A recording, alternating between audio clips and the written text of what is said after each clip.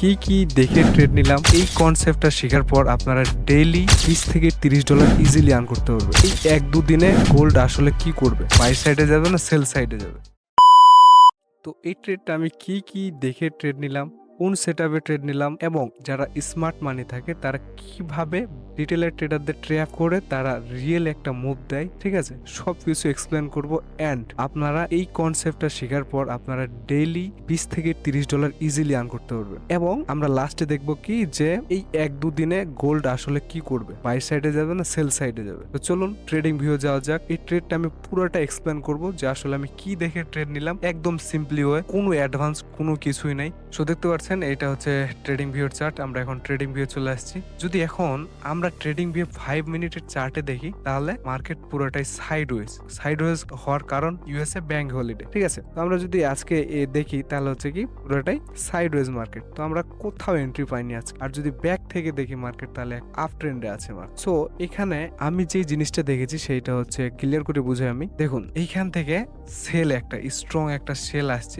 এই ওয়েভটা দেখেন, এই ওয়েভটা একটা হচ্ছে স্ট্রং সেল মোমেন্টাম দিয়েছে। তো এইটা দেখে অনেক রিটেলার ট্রেডাররা করেছে কি সেল সাইডে ট্রেড প্লেস করার চেষ্টা করেছে। আর তারা সেল সাইডে ট্রেড প্লেস করার জন্য কোন জোন মার্ক করেছে সেইটা হচ্ছে কি এইটা হচ্ছে ব্রেকার ব্লক, বা এই জোনটা হচ্ছে ইমব্যালেন্স, বা পুরাটাই হচ্ছে আপনার অর্ডার ব্লক জোন, এটা মার্ক করেছে তারা। তো এইখানে যারা এন্ট্রি নিয়েছে, এই জোনটাতে যারা এন্ট্রি নিয়েছে সেল সাইডে এন্ট্রি নিয়েছে, এই জায়গাতে আবার যারা এন্ট্রি সেল সাইডে ট্রেড নিয়েছে, আবার ইমব্যালেন্সে যারা ট্রেড নিয়েছে, সবার এসএল হাই ছিল।